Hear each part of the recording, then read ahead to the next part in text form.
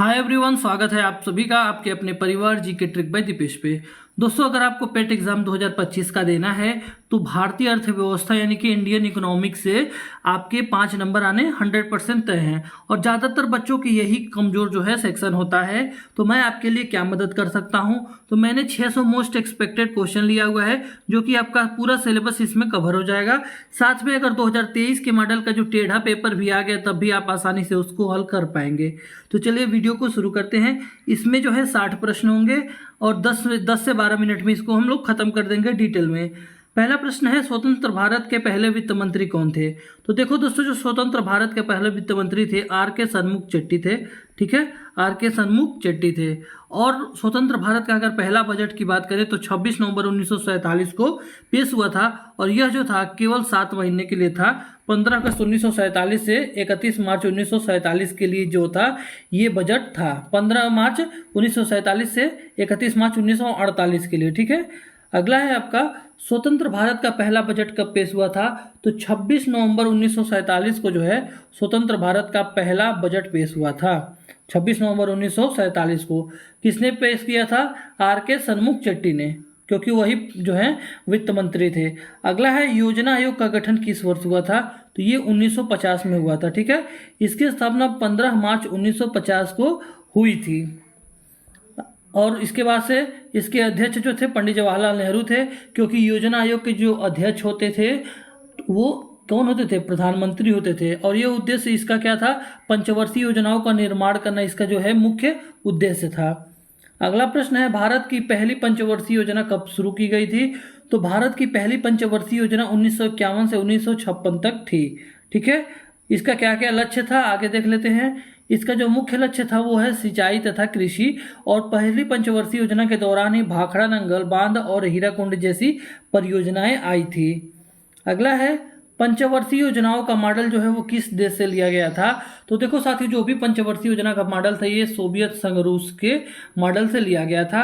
ठीक है, और 1928 से जो है 5 ईयर प्लान शुरू किए गए थे। कहाँ पे? सोवियत संघ में। ठीक है, भारत भी उसी मॉडल से प्रेरित हुआ, लेकिन जो है लोकतांत्रिक तरीके से इसको लागू भारत ने किया था। ठीक है, अगला है, द्वितीय पंचवर्षीय योजना का मुख्य लक्ष्य क्या था? तो दूसरी जो पंचवर्षीय योजना थी इसका लक्ष्य था भारी उद्योग को बढ़ावा देना और ये 1956 से 61 तक था और पीसी महालनोबिस मॉडल पर इसको बनाया गया था। ठीक है, पहला जो पंचवर्षीय योजना था हेराल्ड डोमल मॉडल पे आधारित था और जब दूसरी पंचवर्षीय योजना थी 1956 से 61 उसमें जो है मुख्य फोकस जो था भारी उद्योग हो गया, स्टील, मशीन और खनन पर जो था मैक्सिमम फोकस इस पे था।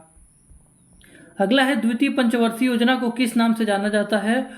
तो इसको जो है उद्योग प्रधान योजना के नाम से भी हम लोग जानते हैं। ठीक है, अगला है, तृतीय पंचवर्षीय योजना 1961 से 66 का मुख्य लक्ष्य क्या था?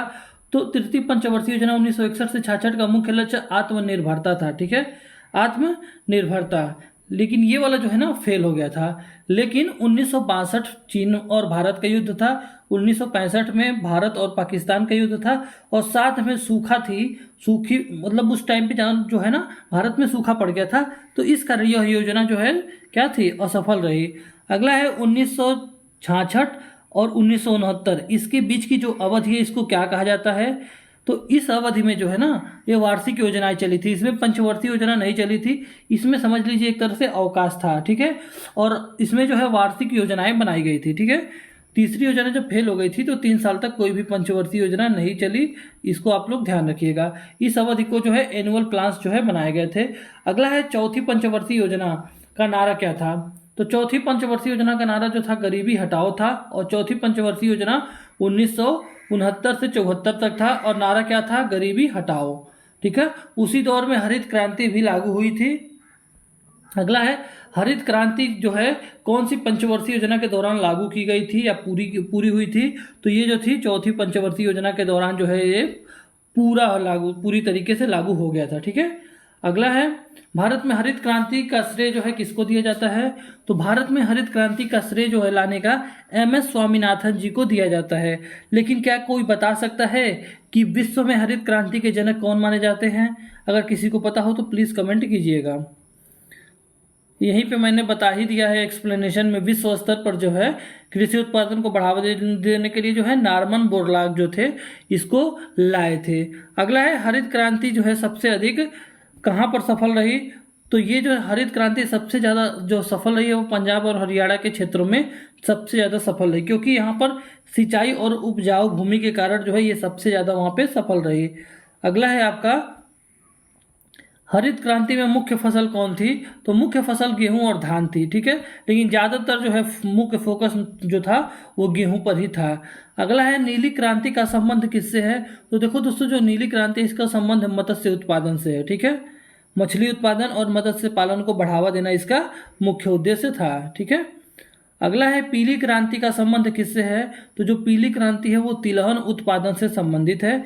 1980 और 90 के दशक में जो है खाद्य तेलों में आत्मनिर्भरता लाने के लिए जो है तिलहन उत्पादन पर जोर दिया गया था, इसे ही पीली क्रांति कहा जाता था। अगला है स्वर्ण क्रांति जो है वो उसका संबंध किससे है, तो फल और बागवानी से संबंधित है स्वर्ण क्रांति, जिसमें सब्जियों शहद और बागवानी उत्पादन में वृद्धि जो है ये स्वर्ण क्रांति कहलाता है। आगे देखते हैं चांदी क्रांति का संबंध, यानी कि जो सिल्वर क्रांति थी इसका संबंध किससे है, तो अंडा उत्पादन से इसका संबंध, किसके, अंडा उत्पादन से संबंधित है। अगला था धूसर यानी कि ग्रे क्रांति का संबंध किससे था, तो खाद्य उर्वरक से संबंधित था। ग्रे क्रांति जो है खाद्य उर्वरक से संबंधित था। अगला है आपका भूरे क्रांति यानी कि जो ब्राउन क्रांति थी, भूरा क्रांति, वो चमड़ा से संबंधित था, ठीक है, चमड़ा उद्योग से संबंधित था। अगला है श्वेत क्रांति तथा ऑपरेशन फ्लड के बारे में हम देखते हैं। श्वेत क्रांति का संबंध किससे था, तो दुग्ध उत्पादन से था, ठीक है। इसका नेतृत्व जो है डॉक्टर वर्गीज कुरियन ने किया था, इसको भी आप लोग ध्यान दीजिएगा। अगला है ऑपरेशन फ्लड कौन से वर्ष से शुरू हुआ था, तो 1970। अगला है ऑपरेशन फ्लड के जनक वर्गीज कुरियन थे। अगला है भारत में अमूल डेयरी की स्थापना कहाँ पे हुई, तो ये है आनंद, गुजरात में जो है अमूल डेयरी की स्थापना हुई थी, ठीक है, और यहीं से ऑपरेशन फ्लड और श्वेत क्रांति ने गति पकड़ी थी। अगला है आपका नेशनल डेयरी डेवलपमेंट बोर्ड यानी कि NDDB की स्थापना कब हुई थी, तो 1965 में हुई थी। किस लिए हुई थी, मिल्क प्रोडक्शन बढ़ाने के लिए जो, ठीक है। अगला है अब कुछ बैंकों के राष्ट्रीयकरण से क्वेश्चन देख लेते हैं। भारतीय रिजर्व बैंक यानी कि RBI का राष्ट्रीयकरण कब हुआ था, तो 1949 में इसका राष्ट्रीयकरण कर दिया गया था। और RBI की स्थापना कब हुई थी, 1935 में हुई थी। 1 जनवरी 1949 को जो है इसका राष्ट्रीयकरण किया गया था, इसको आपको ध्यान रखना है। भारतीय स्टेट बैंक यानी SBI का गठन कब हुआ था, तो SBI का गठन 1955 में हुआ था, ठीक है। इंपीरियल बैंक ऑफ इंडिया का जो राष्ट्रीयकरण हुआ था उसको करके इसको SBI बना दिया गया था, तो इसको आपको ध्यान रखना है। अगला है 14 प्रमुख बैंकों का राष्ट्रीयकरण कब हुआ था, तो 14 बड़े वाणिज्यिक जो बैंक हैं इनका राष्ट्रीयकरण इंदिरा गांधी सरकार ने जो है 19 जुलाई 1969 को किया था। अगला है दूसरी बार 6 बैंकों का राष्ट्रीयकरण कब हुआ था, तो 1980 के दशक में बाकी 6 बैंकों का भी राष्ट्रीयकरण किया गया था। और कुल मिलाकर के जो है अब 20 सरकारी बैंक हो गए थे उस समय जब राष्ट्रीयकरण हुआ था, तो ठीक है। अगला है नाबार्ड की स्थापना कब हुई थी, तो देखो साथियों जो नाबार्ड है इसकी स्थापना 1982 में हुई थी, ठीक है। और नाबार्ड जो था कृषि व ग्रामीण विकास के लिए जो है इसकी स्थापना की गई थी। और नाबार्ड का पूरा नाम जो है national bank for agriculture and rural development है। अगला है क्षेत्रीय ग्रामीण बैंक यानी कि RRB की स्थापना कब हुई थी, तो 2 अक्टूबर 1975 को ग्रामीण स्तर पर छोटे किसानों और छोटे व्यवसाय को ऋण देने के लिए RRB शुरू किए गए थे, तो इसको भी आप लोग ध्यान रखिएगा। अगला है लीड बैंक स्कीम कब शुरू की गई थी, तो 1969 में, ठीक है। 1969 में RBI ने जो है लीड बैंक स्कीम की शुरुआत की थी। इसका उद्देश्य था ग्रामीण बैंकों में, ग्रामीण जो क्षेत्र थे उसमें बैंकिंग सुविधाएं हैं उसको पहुंचाना था। अगला है भारतीय अर्थव्यवस्था को सामाजिकवादी स्वरूप देने वाली औद्योगिक नीति कौन सी थी, तो ये थी 1956 की जो नीति थी, ये जो थी सामाजिक जो भारतीय अर्थव्यवस्था है उसको जो है सामाजिकवादी स्वरूप देने का कार्य इसने किया था। अगला है MRTP एक्ट किस वर्ष पारित हुआ था, तो 1969 में पारित हुआ था। अगला है 1991 में भारत के विदेशी मुद्रा भंडार जो है कितने दिनों तक आयात के लिए पर्याप्त थे, तो केवल और केवल 15 दिनों के आयात के लिए पर्याप्त था भारतीय विदेशी मुद्रा भंडार उस समय। अगला है 1991 के आर्थिक संकट का मुख्य कारण क्या था? तो तेल मूल्य में वृद्धि जो है 1991 के आर्थिक संकट का मुख्य कारण था। ठीक है, 1990 और 91 में जो है खाड़ी युद्ध के कारण तेल की कीमतें बढ़ गई थी, जिसके कारण जो है आर्थिक संकट आ गया था। अगला है 1991 सुधार लागू करने वाले वित्त मंत्री कौन थे? तो उस समय डॉक्टर मनमोहन सिंह जो वित्त मंत्री थे 1991 में। ठीक है, और पीवी नरसिंह राव जो है वो सरकार में थे। उन्होंने जो है एलपीजी रिफॉर्म लागू किया था। और एलपीजी के अंतर्गत क्या आता है इसको भी आप लोग देख लीजिएगा। एलपीजी के अंदर जो है लिबरलाइजेशन, प्राइवेटाइजेशन और ग्लोबलाइजेशन, ये 3 चीज था। ठीक है, एलपीजी का ये फुल फॉर्म था। 1991 में उठाए गए जो कदम थे अर्थव्यवस्था को उदार और निजी क्षेत्रों के लिए खुला और वैश्विक निवेश हेतु जो है इन्होंने तैयार किया था। अगला है आपका, थोड़े इसको समझने में बच्चों को थोड़ा कठिनाई होता है तो प्लीज़ आप एमसीक्यू करके इसको जाइएगा, क्वेश्चन डायरेक्ट यहीं से फंसेंगे। अगला है 1991 जो है सुधार किस अंतर्राष्ट्रीय संस्था की शर्तों पर लागू हुए थे? तो आईएमएफ और विश्व बैंक। अगला है 1991 की नीति औद्योगिक नीति थी। जो 1991 की नई औद्योगिक नीति थी उसमें सबसे बड़ा बदलाव क्या था? तो औद्योगिक लाइसेंस व्यवस्था का अंत हो गया था। अगला है 1991 तक भारत की अर्थव्यवस्था को क्या कहा जाता था? तो 1991 तक भारत की जो अर्थव्यवस्था थी एक नियंत्रित मिश्रित अर्थव्यवस्था थी। ठीक है, अगला है ग्रामोद्योग और विकेंद्रीकृत अर्थव्यवस्था पर सबसे पहले जोर जो है वो किस पंचवर्षीय योजना में दिया गया था? तो पहली पंचवर्षीय योजना में दिया गया था। ठीक है, 1951 से 56 तक, क्योंकि कृषि, सिंचाई, ग्रामीण विकास और रोजगार सृजन पर मुख्य फोकस किया गया था। अगला है आपका, गरीबी हटाओ का नारा किसने दिया था? इंदिरा गांधी ने दिया था। 1971 के आम चुनाव में गरीबी हटाओ का नारा दिया था। अगला है, और ये चौथी पंचवर्षीय योजना 1969 से जो है 74 तक थी, इसी दौरान दिया था। और पांचवी पंचवर्षीय योजना 1974 से 1979 तक थी। इसका प्रतिबिंब दिखाई दे दिया था पांचवी पंचवर्षीय योजना में। अगला है ऑपरेशन फ्लड किससे संबंधित था? दुग्ध उत्पादन से। अगला है श्वेत क्रांति, हरित क्रांति का जो हरित क्रांति शब्द था भारत में कब प्रचलित हुआ? तो 1968 में। अगला है ICAR यानी कि भारतीय कृषि अनुसंधान परिषद की स्थापना कब हुई थी? 1929 में हुई थी। कब हुई थी? 16 जुलाई 1929 को। अगला है भारतीय रिजर्व बैंक अधिनियम यानी कि RBI एक्ट किस वर्ष लागू हुआ था? तो 1934 में लागू हुआ था। अगला है पहले भारतीय RBI के गवर्नर जो थे वो कौन थे? तो वो थे CD देशमुख जो थे।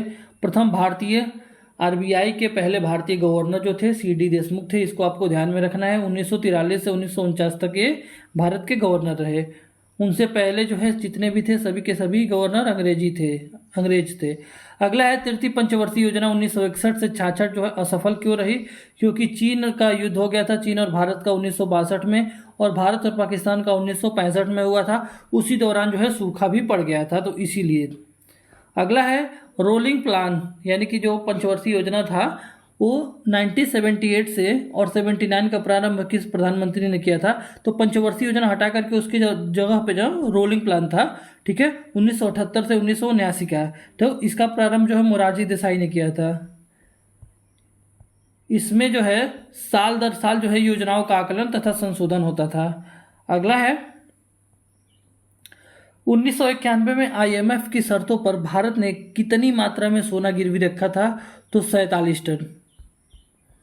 अगला है चौथी पंचवर्षीय योजना जो है 1969 और 74 का मुख्य उद्देश्य था गरीबी हटाओ। अगला है पांचवी पंचवर्षीय योजना 74 से 79 का मुख्य लक्ष्य क्या था? आत्मनिर्भर, उसका मुख्य लक्ष्य था आत्मनिर्भरता तथा गरीबी उन्मूलन था। अगला है छठी पंचवर्षीय योजना 1980-85 का मुख्य फोकस क्या था? तो प्रौद्योगिकी व अवसंरचना का जो है वो विकास इसका मुख्य लक्ष्य था। अगला है आपका 1947 से 80 की विकास दर लगभग कितनी रही, जिसे हिंदू रेट ऑफ ग्रोथ कहा गया था? तो 3.5 था। अगला है ऑपरेशन फ्लड का प्रथम चरण 1970 में शुरू हुआ था। अगला है आपका भारतीय स्टेट बैंक एसबीआई का मुख्यालय मुंबई में है। अगला प्रश्न है आपका नाबार्ड जो है इसका मुख्यालय कहाँ पर है, तो मुंबई में है। अगला है 1991 के आईएमएफ ने भारत 1991 के आईएमएफ से भारत ने कितने डॉलर का ऋण लिया था, तो 2.2 बिलियन डॉलर का था। अगला है 1991 के आर्थिक सुधार लागू करने वाले प्रधानमंत्री कौन थे, तो पीवी नरसिम्हा राव थे। तो ये हो गए हमारे 60 प्रश्न। इसके बाद हम अगले सेट में देखेंगे अगले 60 प्रश्न।